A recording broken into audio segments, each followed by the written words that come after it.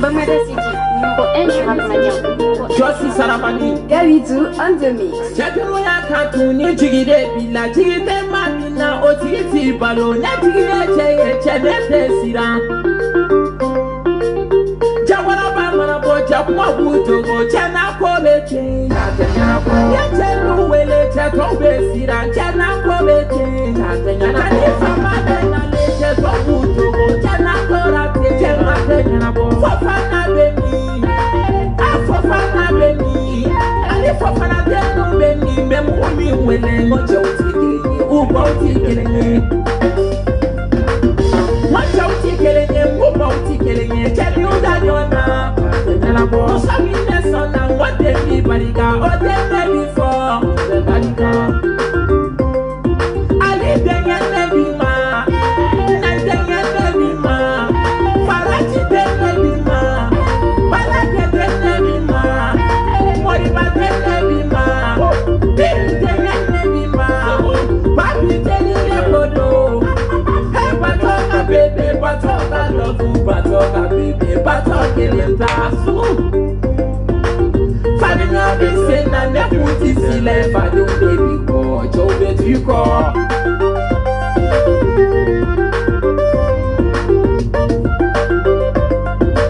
Famina be saying now, Famina be saying now, Famina be saying and the put is now for the baby boy, Joe is now. Mabuto go momoni mana boja to besira chefo kubemi chambedi ko wala ba mana boja mabuto go momoni mana boja to besira momoni bena na chambedi ko kodo bigena yes kodo bigena serio kodo bigena chikasanye kodo bigena neterio Robile make kansanye Jigi tunde adamadehina Majitawa moti balola Jigi tunde manifina Mudiri o jigi ti balola Neye jigi ala nikira de Kana jigi kengi fandaye Neye ni fweri kerege pakile Kaka hakili tochele tuna Aliya fo nye Ali fo fane fage bonema Salut internet Maliou Manden kaw kori basi tawla ni basi tawla ala kana basi kambela jilenna kaw fo ka walimando foli mini dantala tusuru aw ka soldat de do agas 24 ante sege ante nyina ambe nyogombolo dande do aw be jien yoro krengrenya ante katna be jien yoro internationalement kaw fo ka walimando foli mini dantala paji ay kerbla dora ay kerbla angata ante boan nola ante ta awante machi aw har nan cira fana ante ta ambe nyogombolo dande do Balmaou Manden kaw fana fo foli mini dantala krengrenya Manden soldats, les soldats invisibles, les soldats du Mandé kaw fo ka walimando foli mini dantala aw be jien yoro TikTok sanfɛ kana Facebook sanfɛ YouTube WhatsApp Telegram aw be jien yoro ni Manden kaye ka faso mina ni Manden kaye kamina ni yere koye kamina ka fo aw bokolo de faso nya abora faso inde kuna aw tena faso fo suru ni Mali de te ko kele min baw bolo o cesiri min baw bolo o dana min baw ka o fanga min baw la o jagela min baw la o cefarnya min baw la mbaw fo ka walimando foli mini dantala bonigonga iniga jama bela jeren folendo ya foli mini dantala soldat invisible be yoro ba bela jeren foni itoya ni jamuye antikatinina ambe nyombolo ni mbotolay kunu onde bora antumbe manifestation na anyere fo cebakoro mana sirandro joyoro doyara cebakoro ya te fini jeyate janyate finyate kumate kewale de do nyanama yere kewale de ni activité mo mina ni action te mo mina ete cheye e ka dama de nyama dafa ni dala kante mo mina dala kan dronte de kala walia e ga horonya madafa horonya tim fay horonye mbay horonye ayi ifani babi wolo kige halaladi ifani babi wolo kige halaladi pour que kibo nyama denya hukumu ko nana termu na fo chogo de don tega mo nende termu na fo chogo de do me horonya mayre de bo nyini chenya mayre de bo nyini kake chiba koro e mayre de bo nyini ambe nyogombolo dande do munde passera kunu anga manifestation na ani français police ni nyonche ani zanramu ni ɲɔgɔn cɛ anw y'o de fɔ anw b'a nɔ la yan ko ko bɛ passé anw de ye responsable ye anw tɛ boli ka jama to an tɛ boli maa minnu bɛ kasi la k'u ɲaji cɛ kɔlɔlɔ mana na cogo cogo an b'u dɛmɛ an kan k'u dɛmɛ cogo min na tɔɔrɔ mana na cogo cogo maa minnu an bilal'u ɲɛ k'a fɔ ko k'u degunnen don k'u tɔɔrɔlen don ko k'a sababu kɛ jamana ye an tɛ boli ko olu tɔ dɛ anw yɛrɛ fɔ sa ban ka fisa ni janfa ye anw ɲɛ mandenka an b'an ban de mais anw tɛ janfa kɛ dɛ aw an b'an nɔ la yan kunun ala y'a kɛ mɔgɔ mɔgɔ tun bɛ kɛnɛ kan ani minnu yɛrɛ nana ka tila ka sagi ka taa so bɛɛ lajɛlen fɔlen don ani minnu yɛrɛ ma se ka faamuyali sɔrɔ ani minnu pandigɛra minnu siranna minnu jatigɛra n'u ma se ka to yen n'u ma se ka sira fana ye n'u segira ka taa duw kɔnɔ ka tila ka tu i bɔra yɔrɔ min na ka segin ka taa yen n'a sɔrɔ aw ɲuman sera o ye ala tanu dan ye o de tun ka d'an ye aw ɲuman ka se n'aw ɲuman sera Dieu merci an bɛ ala tanu k'a barikada an y'o de fɔ dɛ an tɛ munumunu an tɛ taa droite an tɛ taa gauche mais an b'a nɔ la yan kunun gɛlɛyara o ye gɛlɛya dan ye nka o man b'a nɔ la o man ja tigɛ o ma to fana an bɛ liti min na k'a fɔ an b'a bila cɛ ye an b'a bila muso ye dɛ ayi an tɛ ka tɛna biro kɔnɔ mɔgɔw muso fara cɛw k'aw fɔlen don dɛ kɛrɛnkɛrɛnyala international aw fana fɔlen don foli min ni dan t'a la dɛ anw y'o de fɔ cɛya tɛ dabara ye cɛ ye kɛwale de an ka k'an yɛrɛ ye maa si t'an ka kɔlɔlɔ ta ka bɔ an kan n'an yɛrɛ de tɛ tɔɔrɔ de bɛ tɔɔrɔ ban a ba tɔɔrɔ de b'a to i bɛ nɔgɔya fana sɔrɔ parce que nɔgɔya mana ban de i bɛna don tɔɔrɔ kɔnɔ donc i bɛ tɔɔrɔ dɔ de vécu pour que ka se ka nɔgɔya sɔrɔ n'i ko i t'o vécu i tɛ nɔgɔya sɔrɔ de maa si ma hɛrɛ sɔrɔ min ma ɲa ni min ma tɔɔrɔ nka an b'a nɔ la yan dɛ minnu sera kɛnɛ kan an ni minnu sera ka ɲɔgɔn ye an ka foli b'aw ye dɛ an b'aw tanu na hali n'a y'a sɔrɔ yɛrɛ kɔ de don hali n'a y'a sɔrɔ aw tɔɔrɔlen don aw taara aw ka hakɛ de ɲini kunun degun kɛra anw minnu ɲana aw ni cɛya aw ni musoya nin de don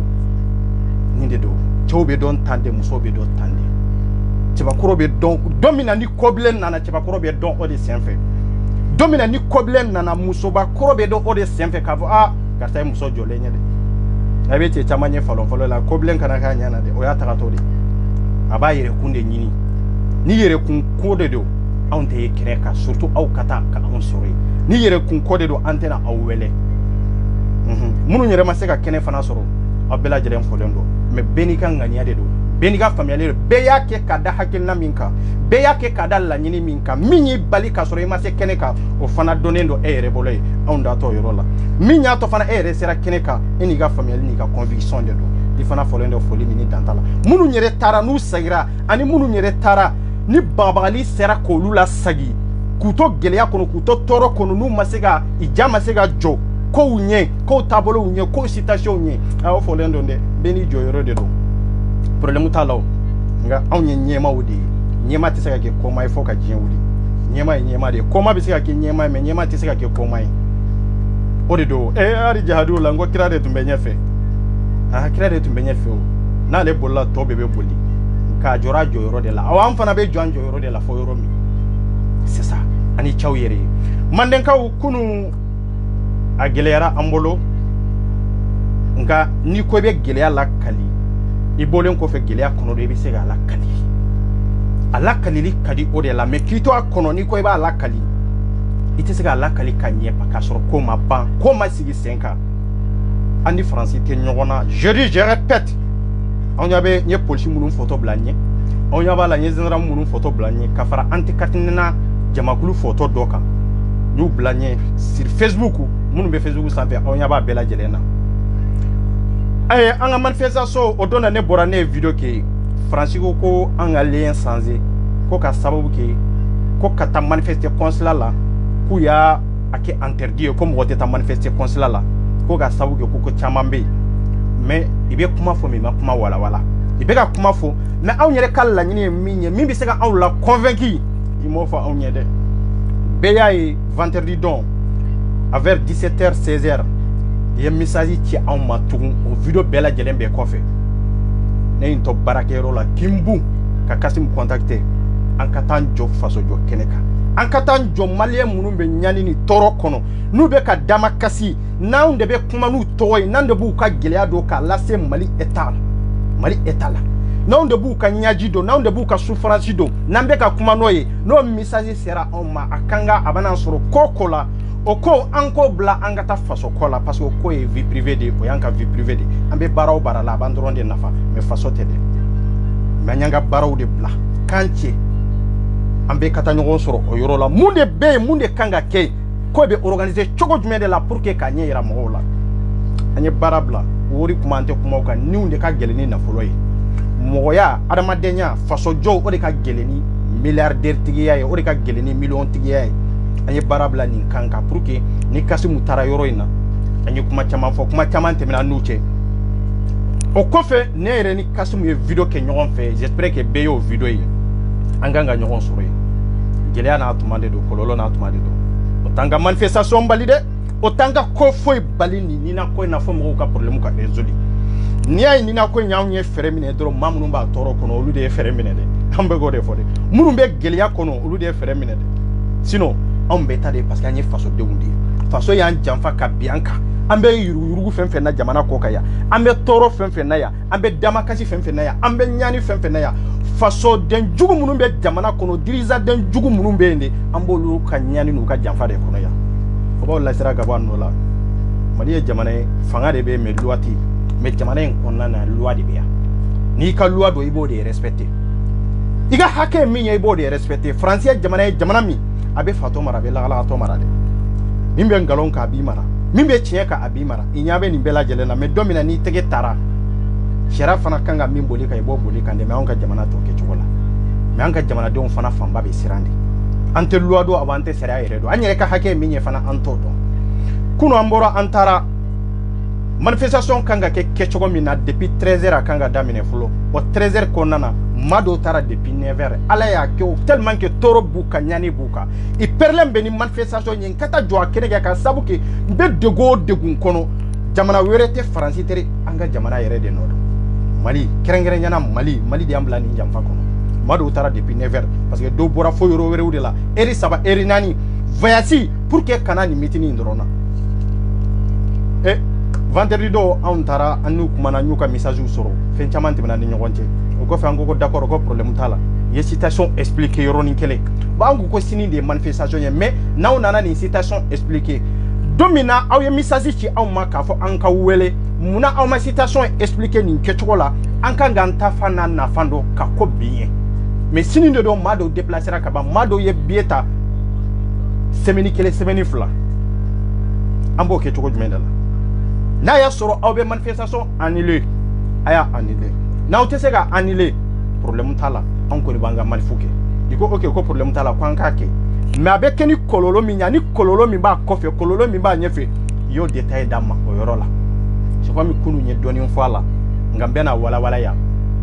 ka preuve yira aw la ka dalilaw yira aw la yan anw yɛrɛ fɔ cɛya ye kelen de fila tɛ i ko anw ma ko n'i y'a ye ko anw ka lien sanfɛ fɛn wɛrɛ tɛ dɛ ka sabu kɛ ko daga kan ne olu fana ye déclaration kɛ k'a fɔ ko olu bɛ taa manifestation na consulat da la ko yala aw ni daga kan ne tɛ complot la wa an ko daga kan ne jumɛn ne tɛ daga kan ne dɔn surtout n'u ka kɛ complot la k'a ko ninnu ka kuma ɲi ambassade de la ka ne wele don dɔ la ko ne ka daga kan ne mɔgɔw wele ka kumu fɛ ne ko ambassade ma ko ne tɛ daga kan ne mɔgɔw dɔn ne t'u dɔn ko wa k'u taara consulat da la ko mankan wulila ye k'u ye dɔ sɔgɔ ni muru ye ne ka kuma tɛ dɛ ne t'a kalama dɛ ne t'a kalama dɛ a fɔra n ye kɛcogo min na ne ko bon n ko ne tɛ daga kan ne mɔgɔw dɔn n ko mais i kɔni b'a anw dɔn anw ye mɔgɔ sugu minnu ye ko non k'ale y'a faamuya n'a sɔrɔ ne bɛ se ka kuma n'u ye n ko ne tɛ se ka kuma n'u ye j'espère que a ye Kasimu fana signalé o kɛcogo la est ce que Kasimu taara wa a ma taa wa non awa hali n'o yɛrɛ kɛra anw yɛrɛ man ka taa jɔ kɛnɛ kan k'a fɔ ko daga kan ne bɛ ka ko min kɛ k'u bɛ manifestation min na ou bien i bɛ ka min kɛ consulat da la k'a fɔ anw bɛ t'u bali ye ayi o tɛ anw ka baara ye anw ka baara ye min ye ka bɛɛ ka hakɛ de ɲini mais i ka kɛlɛ taabolo ye min ye an ye faamuyali kɔni sɔrɔ o la i ka kɛlɛ taabolo ye ko maa dɔ de minɛna Mali kɔnɔ i ka kɛlɛ taabolo ye nin de ye i bɛ taa consulat la tile 2 3 tugu ambassade ye ne wele ko nin tɛ ka kɛlɛ ye ko ne b'a kalama ne ko ne t'a kalama k'olu y'u wele ka kuma n'u ye n'u sigira ka kuma k'u ka ko in dabila ko mais i ma se ka dabila ko ne bɛ se ka mun de fɔ n ko tiɲɛ la n ko ne tɛ foyi kalama nin ko in na ka sabu kɛ daga kan ne bɛ ka min kɛ an'anw bɛ ka min kɛ n ko ne tɛ fɛn kalama nin na n ko mais daga kan ne bɛ ka min kɛ n'aw n'u kumana ka ban n ko y'o kuma bannen dɛ o ye ne ni ambassade ka communication yɛrɛ fɛn min tɛmɛna ni ɲɔgɔn cɛ dɛ min tɛmɛna ne ni ambassade cɛ dɛ voilà k'olu kɔni kumana n'u ye ko mais a ɲɛ b'a la tugun i taara consulat da la ka taa yen minɛ ko musow fana sigilen bɛ yen bon ne ngo bon na be nin ke cogo de la ngo ne ta fo ne ta do be fen kele min fo daga kan kola ngo parce que ka sabu ke ne malé nyolu e malé ne be sira munde fo ko daga kan ay bo consulat dala ngo sete ni ne o ka ba soro mbinu kan tiɲɛ kelen de baden fɛn tɛ dɛ ngo ne tɛ se k'o kɛ ngo mɛ ne ka liti ye min ye ne b'a dɔn ko violence fana kɛra ngo violence min kɛra a ye ɲɛnabɔ aw ni ɲɔgɔn cɛ a ye fɛɛrɛ ɲini o violence bɛ ban cogo jumɛn de la o kɔfɛ de ne ye question posé ambassade ku a ko wa k'u ka mɔgɔ dɔ de minɛna Mali la k'o de kɛra k'u bɛ k'a fɔ ko n'o mɔgɔ ma bila k'olu bɛ taa consulat minɛ ngo nin kɛcogo in de don ne yɛrɛ fɔlɔ n ka kuma fɔlɔ min bɛ n tulo la de k'a fɔ i ka kɛlɛ sababu ye nin de a kɛra o de ye ne ko ok ngo n y'a faamuya ngo mɛ a minɛna Mali la cogo jumɛn de la bon ale ma se ka détail caman di ne ma ne ngo bon ngo sebo ngo bɛɛ n'i ka kɛlɛ de don ngo mɛ bɛɛ b'a dɔn an bɛ kɔlɔlɔ ni tɔɔrɔ kɔnɔ ne ye min kɛ ka ambassade jaabi n ye min da kuma kan n b'o fɔ yan dɛ ne tɛ sira cɛ ɲɛ dɛ ne dala kan hali sini ni ye ne lajɔ n b'a f'i ye ngo bon ngo nin kɛlɛ in bɛɛ filɛ mɔgɔ min minɛna Mali la ngo situation kan ka régler cogo min na est ce que a bɛ régler consulat ni ambassade de ni ɲɔgɔn cɛ ambassade ko ne ma ko non ko a tɛ régler nin kɛ cogo la ko a kan ka régler cogo min na olu ye sira caman d'u ma ngo bon daga kan yɛrɛ kan ka jate minɛ ngo peut-être ni ko daga kan est ce que marakaw tɛ wa ngo a maraka ɲɔgɔnw de don ngo mais i kan ka jate kelen minɛ mɔgɔw de bɛ kɔlɔlɔ ni tɔɔrɔ kɔnɔ yan n'u ma fara mɔgɔw kan k'u dɛmɛ olu bɛ ka kɛlɛ kɛ ni politique sira min ye o politique sira tɛ mɔgɔ si arranger yan n'a y'a sɔrɔ papier ko de don i balima joli de bɛ papier ko la yan donc i kana taa yɔrɔ in kɛ kɛcogo ye kɛcogo min mɔgɔw n'a sigilen tɛ ngo ça ne va pas de tout a man ɲi n ye nin kɛ ka ambassade jaabi ngo mais ngo ne tɛ taa kuma n'u ye ngo laisse tomber aw b'a ɲɛnabɔ cogo min aw k'a ɲɛnabɔ ten ne ni ambassade ka kuma farila daga kan ko kuma la pewu hali o ko fɛn t'a dɔn fɛn fɛn passera ne yɛrɛ bolo k'a fɔ ko in dabilara de ja ko in bɛ ka continuer a bɛ ka continuer mais ne ka foyi t'a la fo o don na de politique ko aw ma sisan ko daga kan de fana ye déclaration kɛ ko parce que waati dɔw la min fɔra anw ɲɛ de ko waati dɔw la i bɛ taa demande kɛ pour que k'u bɛ manifestation kɛ a ye lamɛn kɔsɛbɛ k'u bɛ manifestation kɛ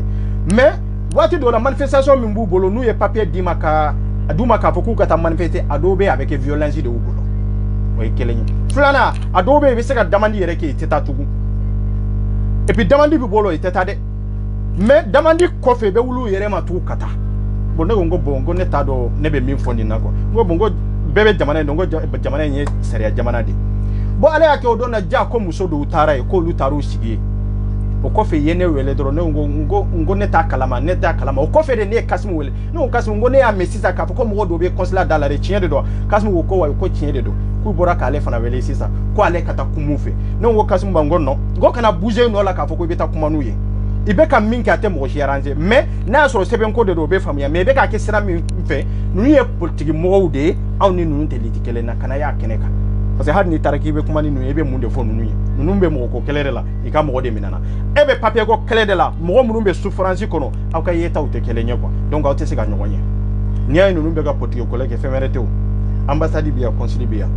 i b'a dɔn a bɛ ka kɛ sira min fɛ a kan ka wa ou bien a man kan olu de b'o ɲɛ dɔn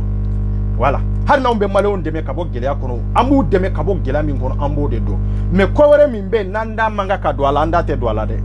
o tɛ raciste ye k'a fɔ ko marakaw de don ko parce que ko n tɛ ka kum'u kan non non c'est pas ça o t'a anw ɲɛ sira la i bɛ ka ko min kɛ min b'a anw ɲɛ sira la i bɛ k'a kɛ contexte min kɔnɔ o de b'a anw ɲɛ sira la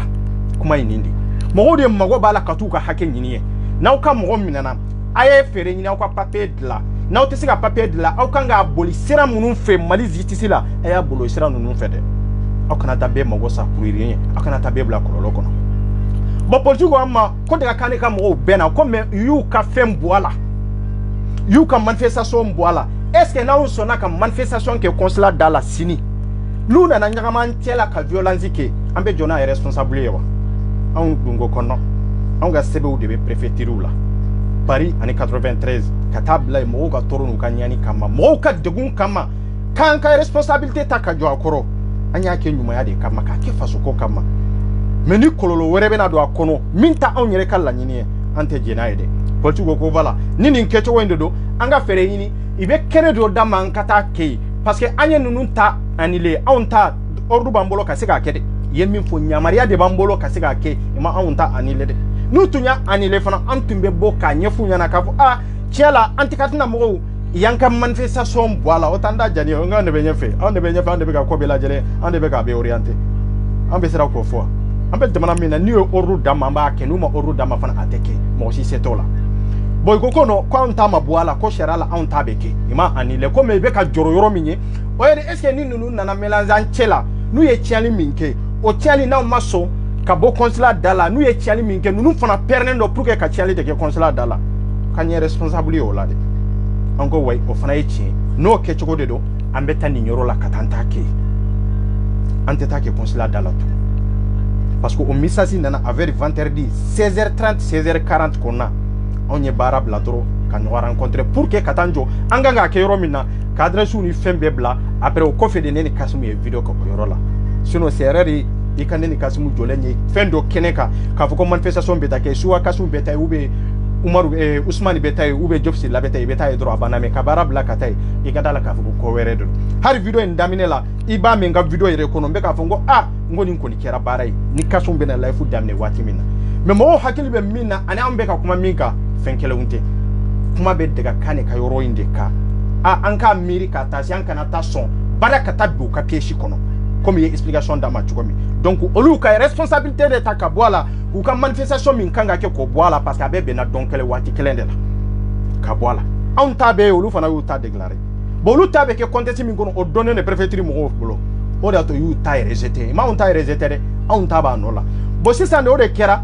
zandramu taraka consulat dalala ko ke tentententente farafin fara jeka ni ko be yele ibila sagi ni ko be jigi ibila sagi ni nana irete tandima parce que olu fana bolo ko daga kane mo de na to fle pour que kana masiba la wuli consulat dala sisa olu ka famille tunyodi zandramu be mais o ko fe de anga mo chama nana munu nyele la kata nu tara do ba foko ay ko manifestation tia chama sagira chama nya nyoro nyini chama nya nwele kasro ere consulat be yoro mina na o be yoro mina dro ibe jigi tout droit de fait dro iba on soro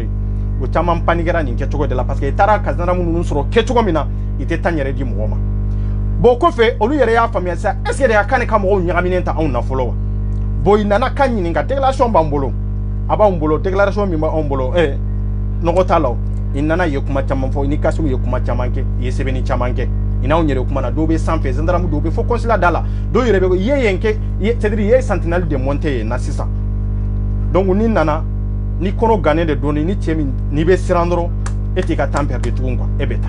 mais orke ibeka laje fana est ce que de kan ka mo tanchela wa est ce que ubeka minke itena do kasoro na asuranye violence kelawde ou bien nante violence kelawye ikasigo fana nyedo aje kuma chama mbe fo trefeo mais papier économie ba ko nante violence kelawye mais ko be ka ta chugo mina ikanga don ka seke ka don yala antikadna mo ye violence kelawde wa anga manifestation be am madeli ka violence ke o te kanga manifestation be la parini 93 be on madeli ka violence ke ambe ka mo ka hagede nyini ba be do o ko fe kuma ganambolo itlala ka fo bo sisa ni ko be ni nke tuko de la parce que jama ba de be ka yele ka ta consulat dala o jama ba mi be ka yele olu yere panigara police ni zandramu munumbe olu yere panigara sisa ka yera ka fo ko boko manifestation mindo ko atisika ke har na ya soro sharia ya nyamaria ko akake bo ango ko ni sharia ya nyamaria ka fo akake na ko ateke au kanga ayira au na de depuis kunu ka fo manifestation aya rejeté mais on manifestation est rejeté na ko ma ka fo manifestation tesika ke amma se go yoro famude ango ku ka pari wele ka pari contacter ma chamanti ma ini pari ti après police fulana na ka bo pari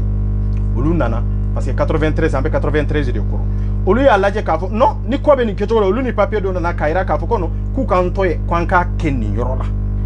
o ya soro 15 heures resera o j'espère que o ya soro 15 heures parce que 2 heures be ya soro la ka soro ira make folo mo sigilendo bo o ko fere ko bo na be ni keto de la ibeta meri ninga ni meri sona yoro ina ambe siga ke mo ni meri maso ko ante siga ke mais paria ke to bela pour que on ka siga manifestation inke kun malgré tout akanga damne 13 heures mais madame ne 13 heures anye 13 heures be ke kumala anye 2 heures be ke kumala fo 15 heures konna asira ka ke jama min tumbe ya taraka jama min suro ya kera jama min nyana ifo lendo nde patience de to foila patience de be se jiana tike ko bela jelen ansera anyake antlalen ko fe olumo kele nunu munun tumbala ko lu bolo anye violence kelawde olu nani jonne ni kasmu yire la kan fo kan wali nyumando kaira ka fo vraiment antumbolo ka fo aye violence kelawde mais annana famusiza vraiment aw ka manifestation aya ke kanye malgré tout ni mbekera malgré tout you c'est-à-dire y a prison sous be danka ka fo ko atese ka question sous be posanka fo lettre be bo paritugu kana fo ko non ko anye manifestation joli ke ambassade la madeli ka violence ke anye manifestation joli ke consulat fo consulat dalalala amadeli ka violence ke ko me kuna na famille sisande ante désordre kelawiye ko ye ke chukudi et puis fana ante désordre kelawiye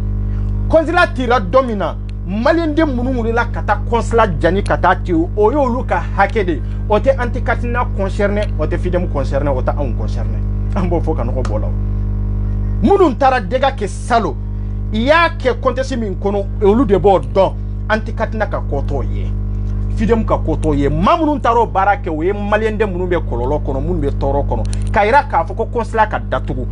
konzini consulat ma datugu be ka passeport ka di ka passeport nu ma di kuminya to passeport ma se ga di ko kunfo ngo mangango la o SMV ni consulat janna nu yati o makanga manifestation amma delika manifestation ke dega kerala amma delika mitini ke folo mitini mi ka fo ko mo do ye nyon bugoy ou be mo do ye fendo carrière parce que naré akorobo ke itse akorobo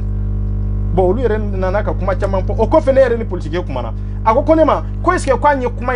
médiatiser wa ne ngo anya médiatiser kunu yere ngo an yere tumbe ni nyorola ni neni coordinatrice générale ambe video ke nyogon fe katla ka vocal bla groupe ka katla ka adresse bla ka fo kono ko abeke ni kene baindela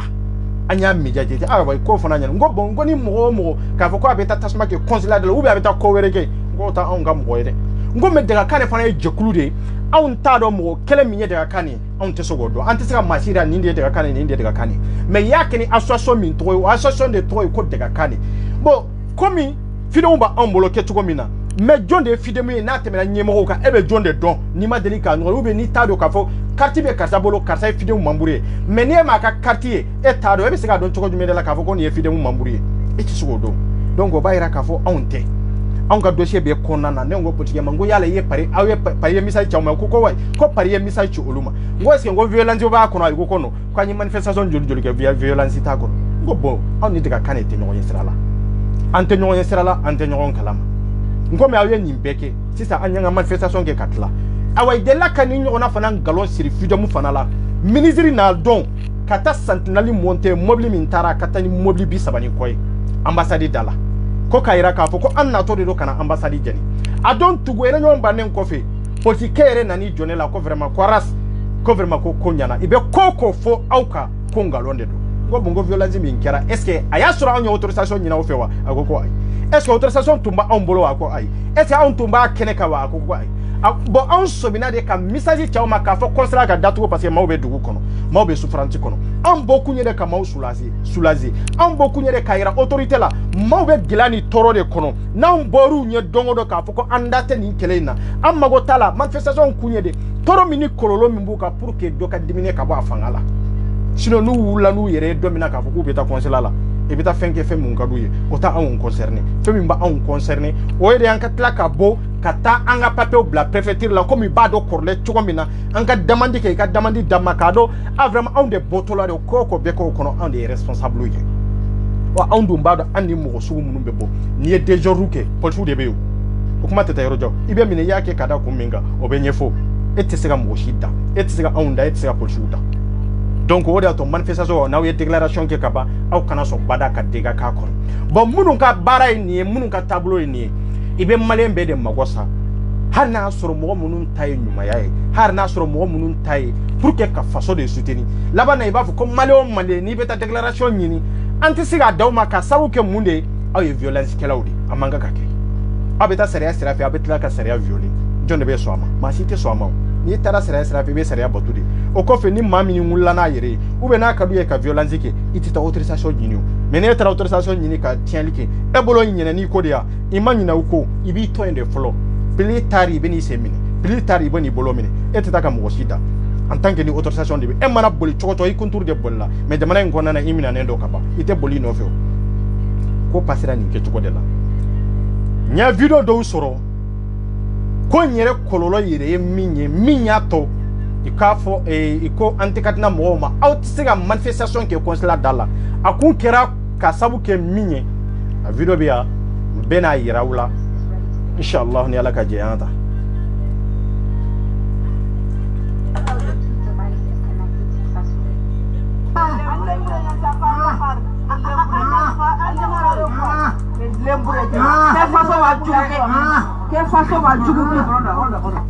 ay wonota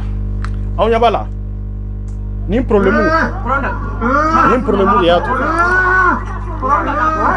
ni problème de yato ko kangarata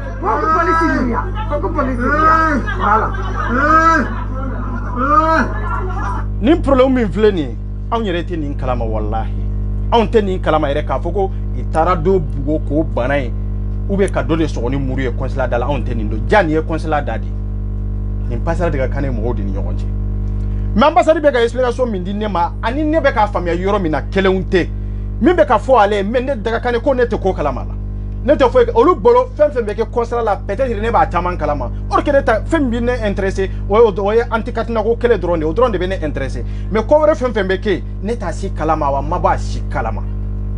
awa hanni ba akalama fana ka fo mba do nimbe na ke ne ka sira fo itala parce que o te ne intéressé min be ne intéressé o ye de be kele min nyema ala je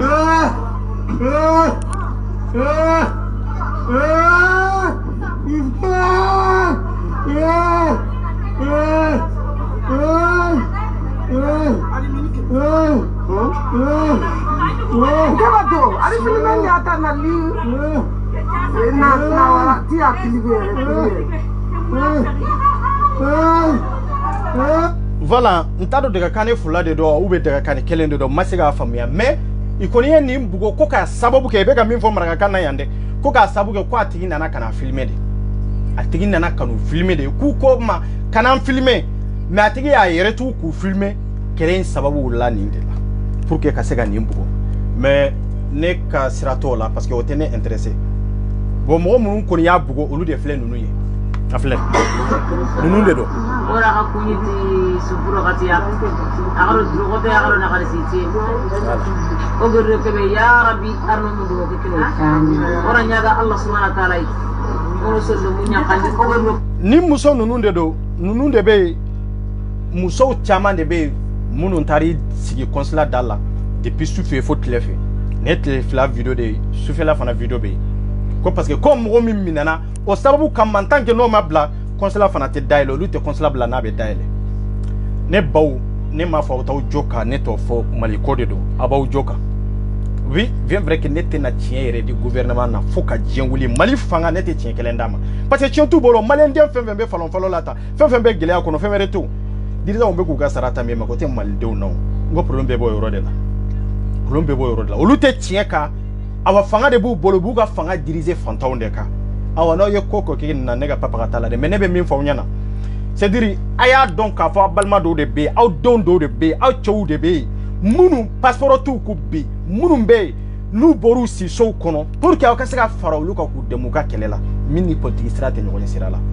aw be ka min keta aw kanga ka kede o ya ka kede mais munu be kololo kono passeport ko kololo kono anini na ko kololo kono na tum farlo lu ka kani nyona ke billahi yang gouvernement te foi foi en contre la hari kunu sinama mo mo shiri mo munun tumbe ni ne nutumbe kumala ko ko me otona anga mo ye mu mo suguye donc olu de ba ye mo be manifester passeport tout ko be ka kuleni passeport comme me ko passeport un problème be road menela anga be mal de la comme muna halbi anga gouvernement ateka passeport de la boka di mo ma o kunu ne de sinama munun tumba an krefe o kunu nyere de ni ne no olu bo kumala ta muso go me ko ale ma se ga famu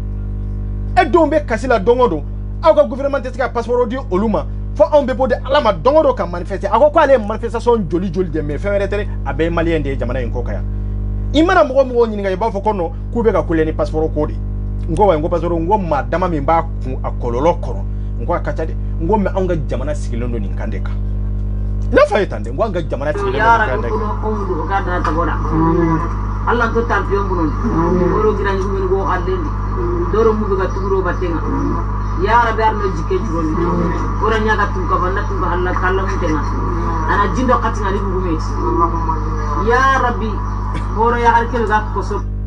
nunu wala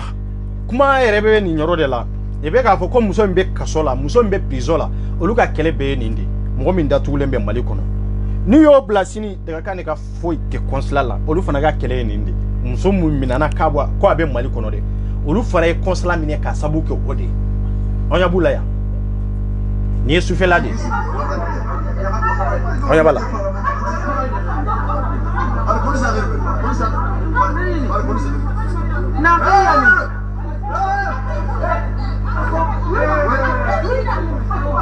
Nous de kéré ni de passera consulat dala. C'est pour cela que ko ko ma antise ga manifester. Ko ya sabo ke ko violence be ga ke. Bon, now ni nunu ka manifestation be na don kele ma wati kele ma munde be fo. Ha na so ni de ka kane kana ke nyon kalama. Olu ba miuru ko na est ce que ni nunu te complot kele na wa. Ani déclaration fla de ke ni de ka kane tama soro on ta ka soro parce que bo de mirio. Yo de fo ne ngo hari kunu ne o de fo potike ngo tengwa wallahi hante nyon kalama. Ne tu ka che kelendo ne tu ka muso kelendo. Mais malien de on ko de do. Je sur prima malien de on de do mene ta don ka fo ko on nu be déclaration kelenke nyon fe ka fo ko no lu tama soro ko on ta be soro ngo no ngo kelon tede. On ta nu ta te nyon yere kalama. Ngo parce que nyame mina ko lu ta yede ka fo ko mo do datura. Boni nka sugula potu ta miri ka fo on bala antalaw. Iba fa onye de est-ce que on yere no talawa est-ce que on yere no te nin ko inawa est-ce que ani nun te bengan kele nawa ko nkira nin ke tugo de la gendarmerie tumbe consulat dala kununu ye yemene ko mo te yele kata sanfe mobilité te yele cinématique te yele masi te yele ni yele la kaboni sanfe la de ibe sege kata yende ni borani dugumala de ibe sege kana duguma de tungwa ite yele olu te gendarmerie nunu yere te ta yere dima potu be ta yere dima mais gendarmerie yere te ta yere dima boni citation de tumbe mais nana famante violence ke lawye ne be min fo antikatina moye ay wuli ka wa hakenyi ne ay wuli ka wa hakenyi ne dugu jeni biche ne mo dama minga appel soro passeport kola ko ale ga passeport bana ka fo atara renouvellement ke ko amasiga ke a che uka tade nya dollar groupe kono biere avant ngena video ke aye anyabe mo chama na nyu agite bi femeretere olu tate nina ko erede olu taide passeport ko de parce que olu tinye passeport ke kateme biométrique ke kateme o biométrique 5 ans de dafara ni sorso masega sorala aya fam ni sorso masega sorala na mo wuli ka jo kayira mali etala sisa problème be yoro minka ayanga passeport dama ou be consulat ka datu kuma be ni yoro de kande parce que be ni yoro fa be mo so kede mais c'est la vérité. Wallahi billahi c'est la vérité. Consulat na datura ibeti ka titre de séjour ta français ou ti déranger awa ita fo jagwa ikana ni passeport parce que consulat datu lendo mais en tant que ni ka consulat dayele lendo wallahi mbin kali alala etika titre de séjour sur fo ikana ni passeport fo ikana ni passeport de parce que bi ni ngade mais e ka jamana etal la sigi demin bia no e consulat be barala passeport te ebolo be se ya ke choko jumendela obesi ya ke choko jumendela anga jamana sigi lendo ni ndeka kube barala nan kuma na kafa kube barala bara bisi ya ke ninke choko la jamana dombe kulela sanjole joli ha bara bisi ya ke ninke choko la ibe baro barake ika jamana donde laje ka bara ku ika jamana donde ka faber laje mais an ka faber be rojme de be ala ka malida mali dirigeant fo te mi jamana donde ka faber ni atete ambe nyogo negende namma tien laje ka bara kini tien ka bara kini jamana ko billahi be femfe nangalonde wallahi fanka donde ka fo jamana min bambalo no e mali itika hake soro fo ika kele ko ebe malo ube ede dogolembe kofe abe nyana bota billahi nyana bo choko tala tande abe wuli ka jode ke consulat ka datugo anga lettre sebe ka ti préfecture ma ya consulat ka datugo ube ka fere nyini kamo ka passeport la boka di demba ya tugo be kulela muso tugo be kulela 10 ans be mo munumbolo nube bara la société u kono olu be kulela eni Allah taala janga jamana barga be sega do ala amba nyere ne ka fogo mali jamana bay jamana ba min nakasira o de mali ka sabu ke hake jonde be wuli ka o deme na o yere mawuli jonde be wuli ka o deme kanin keleke na o yere mawuli fama mago tawla politicien mago tawla abalma munun be olu mago tawla karamo munun be kuni fama o kadi olu yere mago ta awla me be siga voyage kata Guinée kata Burkina de o voyage kanu bolo kateme malende munun be toro ni nyani kono souffrance kono pour que ka ukunga ko kuma nyana bo fama o bolo de ay o voyage o tono sangano yere yira kaduye kateme e ka jamana donde be kula malendro ne be manifestation na jamana ko kaya malendro ngoy vare woni ne wele comme ambe se ka toni nke chokola mais anti se ka toni nke chokola non ay mo ka problème résolu français doronte de amba fo de internationalement français doronte de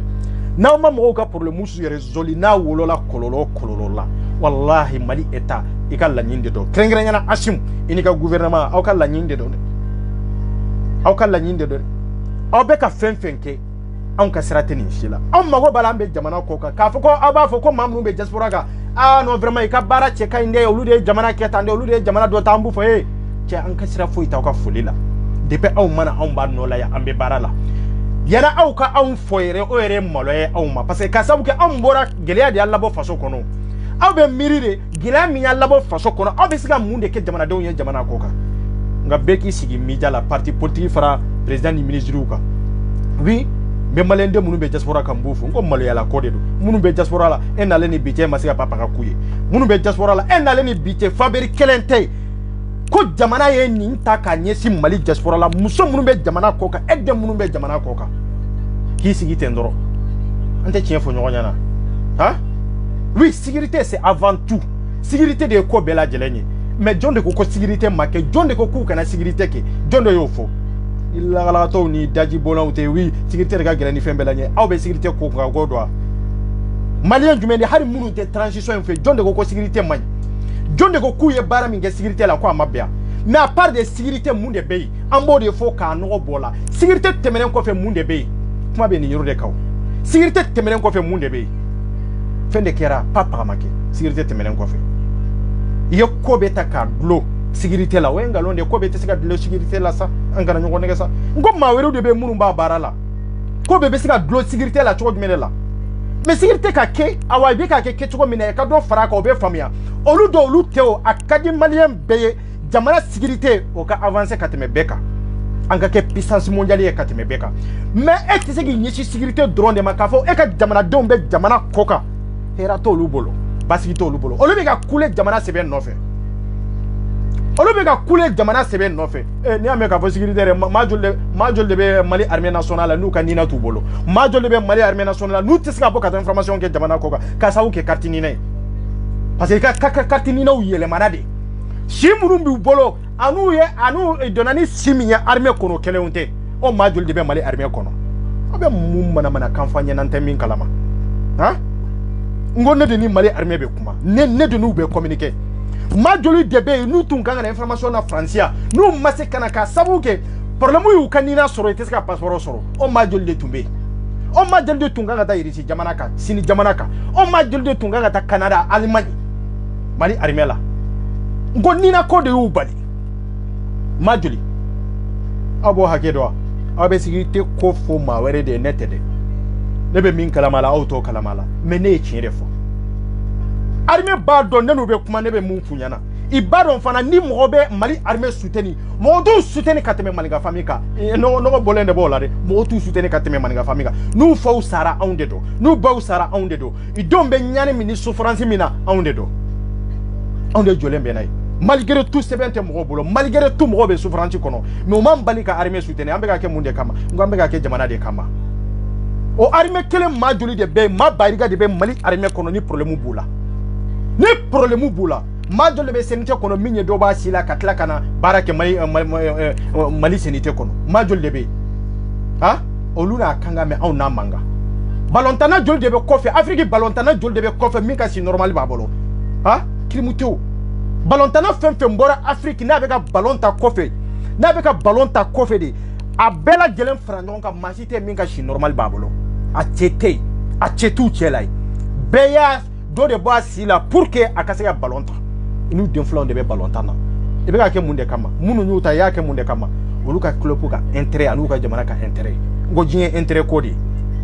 an ka dirigeant lagalagatɔw sigilen dɔn de an bɛ jamana ne ko kumaba de ye ko ye wa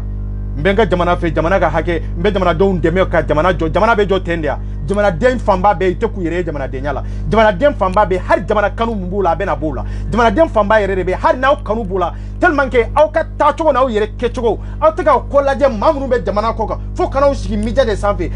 diaspora mɔgɔ an b'u fɔ an ka foli o yɛrɛ maloya ye Mali autorité ma yanni e k'i denw fɔ denw bɔra jamana kɔnɔ ka sababu kɛ aw ka dunko juguya n'aw ka marako juguya n'aw yɛrɛ nan'o daminɛ jamanadenw da la an b'aw lamɛn yan an t'aw lamɛn o k'a kɛ manamana kan fɔ ni discours banbali la mɔgɔw kun na ni min nana diaspora kunkanko kan kan a bɛ lajɛ yɔrɔ jumɛn a bɛ lajɛ yɔrɔ jumɛn n'aw yɛrɛ de tɛ n'aw nana aw sigi wi an kan k'a lajɛ diaspora bɛ situation min na a ka bɔ a kɔnɔ mais an bɛ bɔ a kɔnɔ ni kuma de ye wa acte tɛ ka poche an bɛ bɔ a kɔnɔ ni kuma de ye wa han mais an kana ɲɔgɔn nɛgɛ han kuma cɛ ɲumani de ka di Mali dirigeants ye ministre fara député ni président ko kuma cɛ ɲumani de ka d'u ye sécurité bɛ kɛ mais sécurité tɛ se ka kɛ ka jamana mun k'i ɲɛsin sécurité dɔrɔn de ma ko ye ngalon de o jamana tɛ diɲɛ kɔnɔ Russie min ye puissance mondiale ye armée la a y'a ɲɛsin sécurité ma ka wari de don sécurité la pour que kɛlɛkɛminɛnw kana o ye ngalon de o dogolen bɛ cɛ la o dogolen tɛ mɔgɔ la wari bɛ Mali kɔnɔ o dogolen tɛ mɔgɔ la a ye milliards de dépasser a ka armée la o y'a ta a y'a ka jamanadenw bila de ya o y'a ta a y'a ka jamanadenw fili kɔfɛ de ya an tɛ tiɲɛ fɔ ɲɔgɔn ɲɛna olu ka jamanadenw bɛ diɲɛ jamana o jamana la i ka jamanadenw contrôler don k'a lajɛ gɛlɛya min ni tɔɔrɔ jumɛn de b'u kan ye Malien minnu bɛ Mali kɔnɔ olu yɛrɛ t'a dɔn yɛrɛ k'u ye Maliden ye minnu bolila o kɔlɔlɔ n'o ɲani ye n'u bɛ jamana kɔ kan n'u mago bɛ jamana passeport la jamana yɛrɛ dirigeants yɛrɛ mago yɛrɛ to olu fana la fo olu yɛrɛ kun i bɛ place min na dɔrɔn a banna n ko Mali bɛ ka sigi nin kɛcogo in da la ko an k'an sigi de ko an ka taa ka bɔ yen de ko sécurité dɔrɔn aw bɛ mun de fɔ an ye olu de ye Maliden ye ka tɛmɛ anw kan jamana sécurité a ka di anw de ye ka tɛmɛ hali faama ninnu kan anw de ye jamana sécurité kɛlɛ kɛ yan armée ka soutenir jamana in kɔnɔna na ani jamana kɔ kan yan anw de y'a kɛ o y'a sɔrɔ nin transition ma wolo dɛ depuis nin transition in mana dɛ jamana sécurité ye wajibi de ye jamana kan milliards ka don a la a ka kɛ fɛn ye fɛn min ɲɔgɔnna ma deli ka kɛ diɲɛ la mais o b'a yɛrɛ i ka jamanaden tɔw minnu bɛ n'i y'a mɛn i bɛ wari yɛrɛ sɔrɔ k'a dɔn armée la n ko de i ka jamanadenw bɛ impôt sara i ka jamanadenw bɛ ka nafolo min transférer ka taa i bɛ ka wari min bila ka na jamana kɔnɔ o tɔnɔ o de bɛ don impôt la pour que ka don trésor kɔnɔ o de bɛ ta pour que ka dépasser jamana armée la mais jamanaden bɛɛ bɛ kule la ko wa ko an k'an sigi dɔrɔn i bɛ ka taa taabolo min kan dɔrɔn an k'o lajɛ k'o taabolo de ka ɲi an k'an kun dama bɛn n'u ye mais non an t'an kun dama bɛn n'u ye Asimu o kalan tɛ Asimu la an ka tiɲɛ fɔ dɛ o kalan tɛ Asimu la o dɔnniya fana t'a la a tubara yɔrɔ min na bɛɛ b'o dɔn an m'a fɔ sécurité a bɛ ka min kɛ mɔgɔ si m'a fɔ ko lankolon de don mais tiɲɛ de bɛ fɔ a ye sécurité dɔrɔn tɛ a fɛ ka jigin sécurité dɔrɔn tɛ jamanaden minnu bɛ diaspora kan kɔlɔlɔ min y'ale labɔ nord la ka na coup d'état kɛ o kɔlɔlɔ kelen de ye mɔgɔw labɔ Mali kɔnɔ ka kogoji ta o kɔlɔlɔ kelen de ye mɔgɔw sama ka bɔ Mali kɔnɔ ka na arabu jamanaw la o kɔlɔlɔ kelen de ye mɔgɔw labɔ Mali kɔnɔ ka na farajɛ jamanaw la o ni sécurité bɛ ɲɔgɔn ye sira la an tɛ tiɲɛ fɔ ɲɔgɔn ɲɛna an bɛ tiɲɛ de fɔ ɲɔgɔn ɲɛna milliards ka don a la milliards bɛ bɔ yɔrɔ jumɛn hali n'u ye fɛn don a la min tɛ milliard ye a ka di bɛɛ ye hali n'u ko ko malien bɛɛ ka cotiser malien bɛɛ bɛ se ka cotiser pour que ka don sécurité la malien bɛɛ pɛrɛnnen bɔ o kama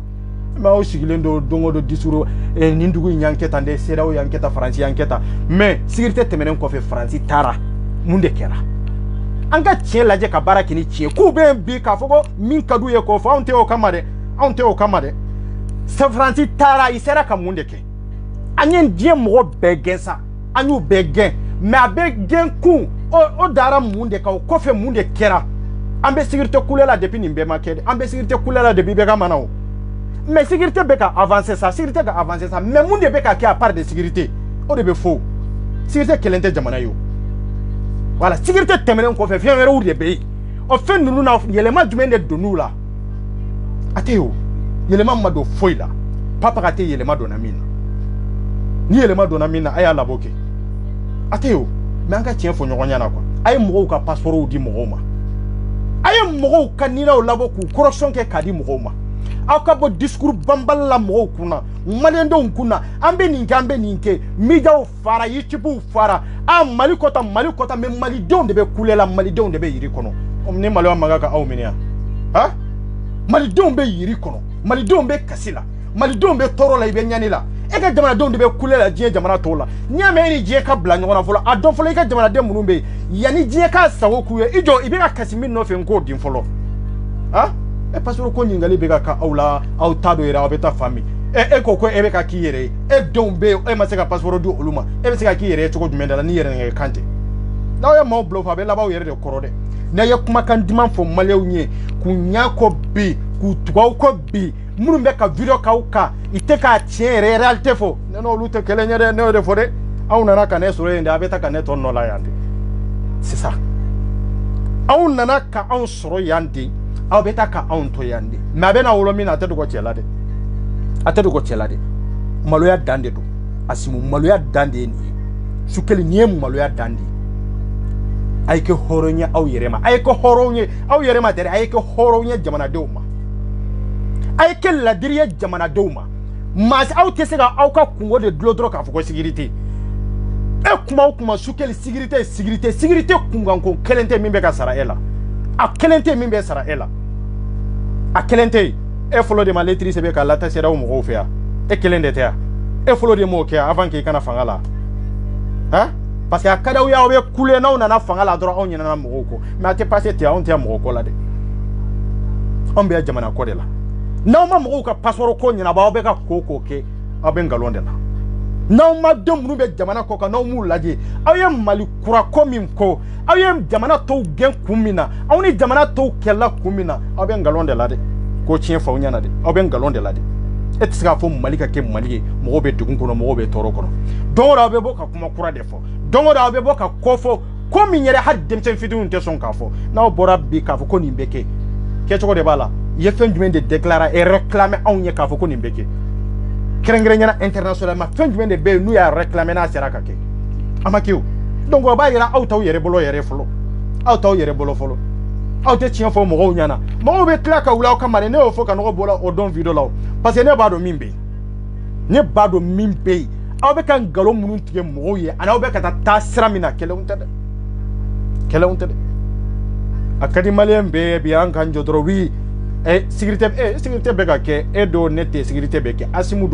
te sécurité keli wajibi de asimu te sugo bali mo were te sugo bali ani atete o kele sécurité kola ya anye président were o kele sécurité kola ya oluma ke asimu tlela o mais muna asimu tlela ni sécurité nyana amba fo ko nyana mais na ma bara were mi akanga ke na ma ke abe fo ayede ko fo amake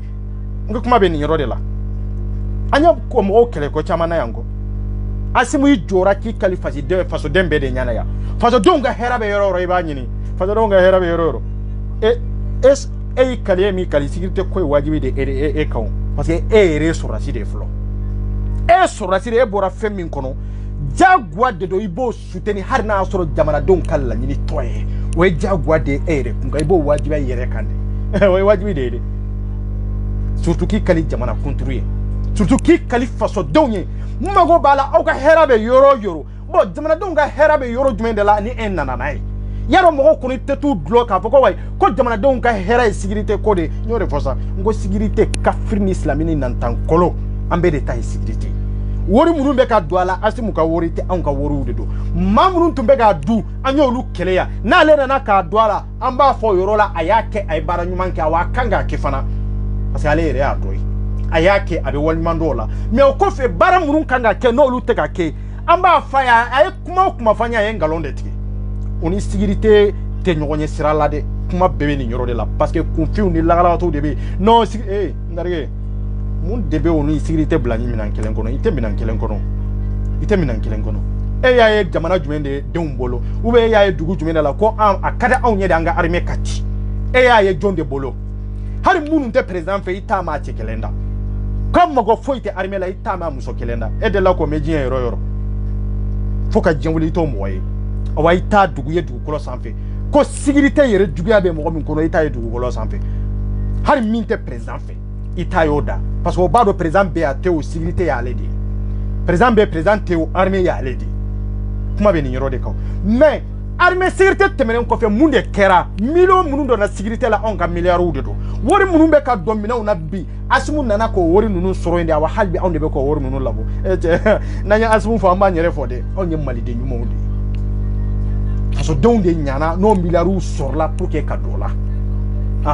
oui mali don de nyana kunu mado tumbe anya labo kadi oluma olu ya du mais ale sera ka do ala fana mais o tabali nanta nyinga ko wore munu kanga ke munu ni sécurité te nyogon kalama muna no olu tegake muna no olu tegake ministre be sigilendo ka da ele tendro bebe gi ga sarata te no olu buga sarata million ni million muga ni million woro ani million bi sabani million kemeni kola e mo be yiri ko haru ka dunta tu bolo ante tien fo nyogo nyana nga ministre ka bom mana kamfoni dlomi kana encore président nyere sigilendo doro itado rebe ta yoro mais non ibe ka asimu negende ne o defo nku ibe ka negende mo munu be ka ladi wallahi te ka ladi ko mi billahi wallahi be ba jamfaya ibe ba jamfaya siga fo itala e te naga dalia de be mbolo ne ta fo ngun fede iba video la me ba do ne be ka mi fo video nkono iba do ntege dalen be yoro min kan yoro la ko be asimu jamfa fura fo itala hari min te asimu ye akam malidenw kunkan ko minnu bɛ jamana kɔ kan a k'u ka passeport ko ɲɛnabɔ ani Afrique bɛɛ ko Mali diyara Mali tɛ se ka diya k'a fɔ e denw sɛbɛn t'u bolo e denw bɛ ka bɔ don o don jamana fantan naani bɛɛ lajɛlen na diɲɛ fantan naani bɛɛ lajɛlen na k'u bɛ ka kule ko passeport t'u bolo jamana passeport maa ye diɲɛ jamana si la ko a y'a denw jɛ passeport la fɔ Asimu Tile an b'a fɔ ka nɔgɔ bɔ a la fɔ Asimu Tile i kan k'a kɛ i ka hakɛ de do fana ka passeport di mɔgɔw ma mɔgɔw ka hakɛ fana de do i k'u ka passeport di dɛ o ye wajibi de ye dɛ coup d'état ka gɛlɛ ka tɛmɛ anw ka passeport di kan c'est ça diɲɛ bɛɛ k'i kɛlɛ mais e yɛrɛ denw olu k'i dɛmɛ k'i soutenir e yɛrɛ denw olu bɛ ka kule k'a fɔ ko an ka jamana maa minnu ko jamana olu de bɛ détruire olu de bɛ bali jamana sɛbɛn na i mana ko kɛ Mali kɔnɔ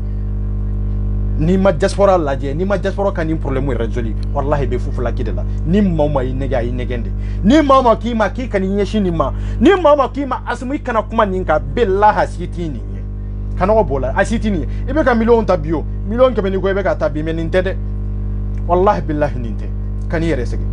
sino mana video kala mun bi ko be bo dongo ki jamu ngalonka ki jamu yeni ndarge ambe nyogon negede jamana kungan ko o seben ko di o jamana site a bɛ se ka basigi ni sɛbɛn kɔ tɛ an ko sanu ka bɔ sanu bɛ se ka bɔ cogo jumɛn de la jamanadenw sɛbɛn t'u la an ko an ka jama ka bɔ o bɛ se ka bɔ cogo jumɛn de la jamana kɔnɔ jamanadenw yɛrɛ ɲɛ t'u la jamanadenya yɛrɛ kɔnɔ an ko Mali kura malidenw site min y'a yɛrɛ ye Mali kura kɔnɔ o bɛ se ka kɛ cogo jumɛn de la ka layidu ta layidu kan min ma se ka lawaleya ka layidu ta layidu kan min ma se ka dafa mais hɔrɔnya bɛ yɔrɔ jumɛn han hɔrɔnya bɛ yɔrɔ jumɛn yara Asimu ko tɛ se ka fɔ ko ale tɛ se ka passeport ko ɲɛnabɔ a tɛ se k'o fɔ n'o kɛra n'a kun ye mun ye fanga la a n'a kun a tɛ se k'o fɔ yɛrɛ a tɛ se k'o kuma yɛrɛ fɔ passeport ko problème a dulon bɛ Asimu de la ni na ko problème dulon bɛ Asimu kelen de la cɛ an tɛ cɛ wɛrɛ an yɛrɛ fɔ ka taa Modibo la fɔ bi fanga o fanga bɛ yen président bɛ an b'a kɛlɛ an ka hakɛ nɔfɛ o cɛ kelen tɛ an bɛ min tɔlɔ dɛ o cɛ kelen tɛ ni maliyɛnden minnu bɛ jamana kɔ kan olu ka passeport ko ma ɲɛnabɔ k'a sababu kɛ yurugu e yɛrɛ kana o yurugu kɛlɛ k'a fɔ ko i b'o kɛlɛ ban maa minnu kɛra o sababu ye e yɛrɛ ye olu ta k'u gɛrɛ e yɛrɛ la est ce que e bɛ tiɲɛ kan fɔlɔ wa est ce que aw bɛ tiɲɛ kan fɔlɔ wa han maa minnu ye jamana suɲɛ ka jamana janfa e ye olu ta k'olu bɔ yen tun bɛ ka suɲɛli kɛ yɔrɔ min na o suɲɛli ka dɔgɔ k'u gɛrɛ i yɛrɛ la i bɛ fɛnba sɔrɔ yɔrɔ min na maa minnu ye nin passeport ko in kɛ yurugu ye nin passeport ko in kɛ yurugu ye aw ma taa bɛɛ labɔ fɛn kɔnɔ baarakɛyɔrɔw la ka taa bɛɛ gɛrɛ aw yɛrɛ la wa han aw ma taa bɛɛ gɛrɛ aw yɛrɛ ka taa zɔnw gɛrɛ aw yɛrɛ la ka taa lagalagatɔ minnu ye faso janfa ka faso fɛɛrɛ k'olu gɛrɛ aw yɛrɛ kunna minnu ye faso ci a cɛ kelen tɛ yen aw ye min ka mobili sezi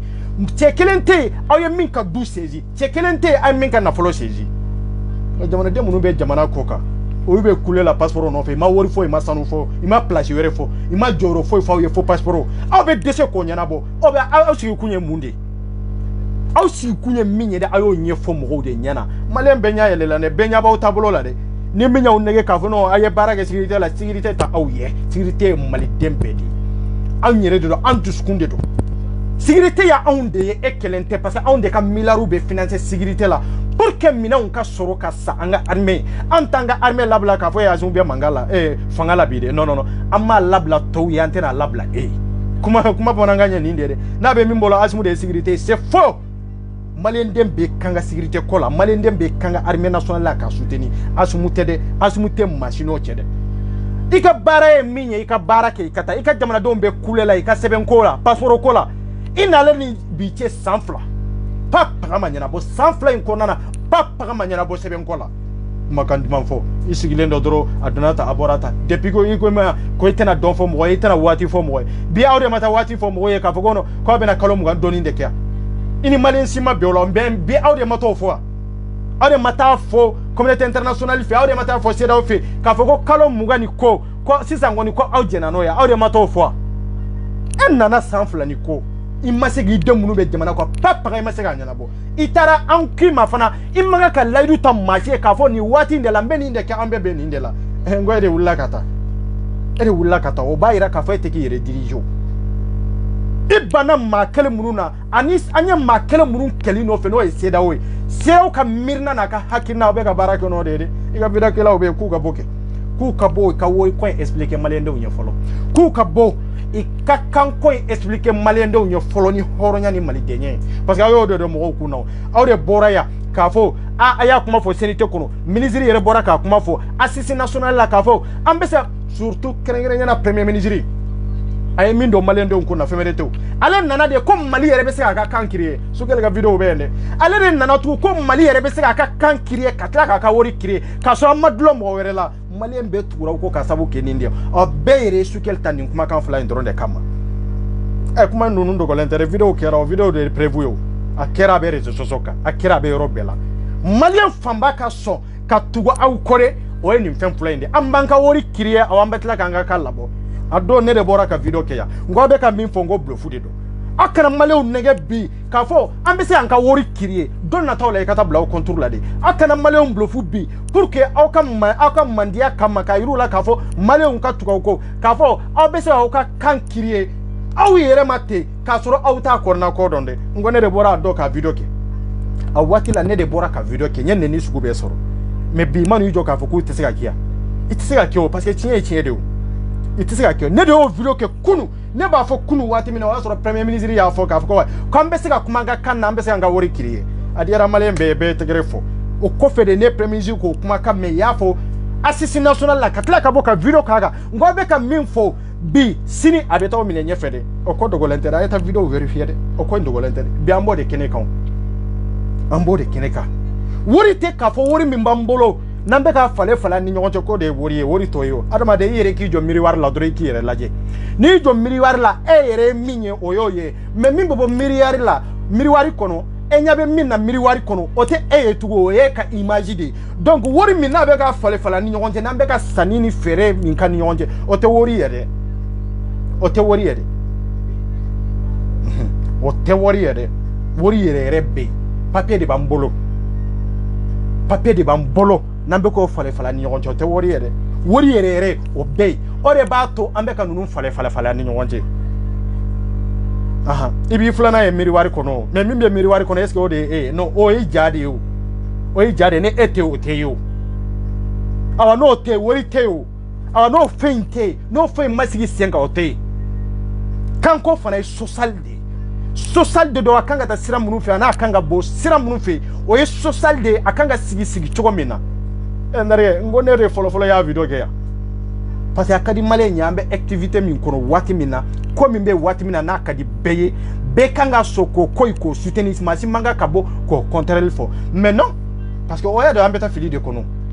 Asimu ninnu bɔra yɔrɔ jumɛn wula kɔnɔ tu kɔnɔ mɔgɔw de don i nana k'an sɔrɔ kɛnɛ in ka di i tɛ réseau ko dɔn i tɛ foyi dɔn maa minnu b'a kɛrɛfɛ olu de bɛ ka conseil ka taa n m'a fɔ armée la a bɛ ka min kɛ kuma tɔ yɔrɔ ka di parce que nalumaw de sigilen don minnu bɛ ka armée ko ta k'a dulon an bɛ ka kuma minnu fɔ ko kelenw tɛ diɲɛ bɛ étape min na bi kan ka bɔ yɔrɔ min na pour que k'a kuma kɛ i b'olu yɔrɔw dɔn mais a don min na i tun bɛ bɔ ka kuma k'a kanko in fɔ ka malien bɛɛ la convaincre n'a ye i ma kuma o yɔrɔ kan dɛ i nana sanfɛla de fɔ mɔgɔw ye mais dugumala i m'o fɔ mɔgɔw ye an t'an sigi k'u lajɛ kunun kuma ni bi kuma i bɛ ka mun de fɔ la wari ko la Sukɛli ye min fɔ wari ko la kunun a ye sanfɛla de fɔ mais bi a bɛ ka mun de fɔ mais wari kan ka bɔ cogo min na mɔgɔw bolo min b'an bolo k'a imprimer dɔrɔn k'a labɔ n ko ye nkalon de ye k'a imprimer dɔrɔn k'a labɔ n terikɛ n'o de tun ye wari ye mɔgɔ ni mɔgɔ bɛ bila ɲɔgɔn na mɔgɔ ni mɔgɔ bɛ kɛlɛya ka taa dɛsɛw ni fɛn k'a kan dɔrɔn k'an yɛrɛ k'a imprimer k'a labɔ n ko fɛn dɔ de bɛ o de ye wari ye